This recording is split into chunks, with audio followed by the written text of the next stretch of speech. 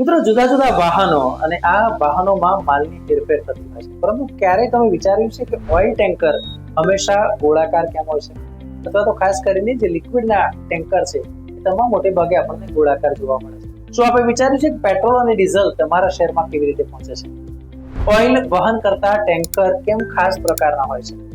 આ જાણવાનો આજે આપણે પ્રયાસ કરીએ છીએ. નમસ્કાર, રિયલ વોઇસ ઓફ ઇન્ડિયામાં આપનું સ્વાગત. મારું નામ છે નિખિલ મોદી. મિત્રો, આ ક્રૂડ ઓઇલના ટેન્કર કદમાં ખૂબ જ મોટા હોય, ખૂબ જ મજબૂત હોય અને ખાસ પ્રકારની ડિઝાઇનથી તૈયાર કરેલા હોય છે, જેથી તેલને એક જગ્યાએથી બીજી જગ્યાએ સુરક્ષિત લઈ જઈ શકાય. તેનો આકાર ગોળાકાર સિલિન્ડર આકારનો હોય છે. તેની પાછળ પણ કેટલાક કારણ છે. ટ્રેન અથવા તો પછી ટ્રક દ્વારા ડીઝલ અને ક્રૂડ ઓઇલનું પરિવહન જોખમી હોય છે, ત્યારે દેશમાં ક્રૂડ ઓઇલનું પરિવહન કેવી રીતે થાય તે સમજવું ખૂબ જ જરૂરી છે. મિત્રો, આપણે જણાવ્યું કે મોટા ભાગનું આપણે જે ક્રૂડ ઓઇલ છે તે આપણે વિદેશમાંથી ખરીદીએ છીએ. સૌથી પહેલા તો આપણે એ સમજીએ કે ક્રૂડ ઓઇલ એટલે શું. ક્રૂડ ઓઇલને પેટ્રોલિયમ તરીકે આપણે ઓળખીએ છીએ. તે ભૂરા અને કાળા રંગનું હોય છે અને તે પૃથ્વીની અંદરના ખડકોમાં કુદરતી રીતે જોવા મળે છે.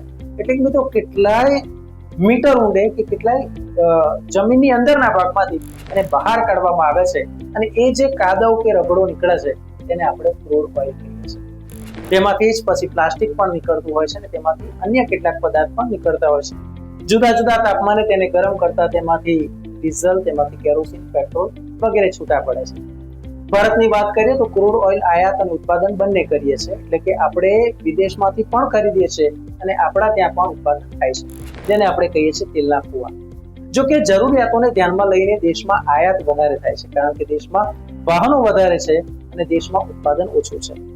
ક્રૂડ ઓઇલની વાત કરવામાં આવે તો સૌથી વધારે રશિયા, ઈરાક, યુએઈ જેવા દેશોમાંથી આપણે ખરીદીએ છીએ. ગલ્ફ દેશોમાંથી ક્રૂડ ઓઇલ ખરીદ્યા પછી તે ભારતના વિવિધ બંદરો સુધી પહોંચે છે. ત્યાંથી તેને પાઇપલાઇન, જહાજ, ટ્રેન અને ટેન્કરો દ્વારા દેશના રિફાઇનરીઓમાં પહોંચાડવામાં આવે છે. પાઇપલાઇનને આમાં સૌથી સસ્તું અને સલામત માધ્યમ ગણવામાં આવે છે. જ્યાં પાઇપલાઇન નથી ત્યાં ક્રૂડ ઓઇલ ટેન્કરો દ્વારા લોડ કરવામાં આવે છે અને ત્યાર પછી તેને ગુડ્સ ટ્રેનમાં ભરવામાં આવે છે. ગુડ્સ ટ્રેન દ્વારા પછી પરિવહન થાય છે, જે તે વિસ્તારમાં જાય છે.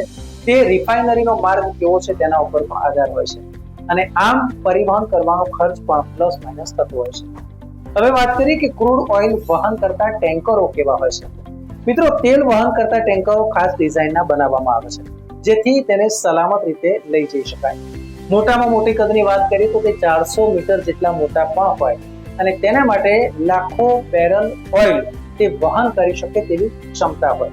અહીં આપણે જણાવવાનું કે એક બેરલ એટલે લગભગ 119 લીટર. આ ટેન્કરોમાં કાચા તેલના પરિવહન માટે ખાસ સલામતી હોય છે, જેમ કે ટાંકીઓને અલગ અલગ બનાવવામાં આવે છે. ટાંકીઓની અંદર પણ વેન્ટિલેશન સિસ્ટમ રાખવામાં આવે છે અને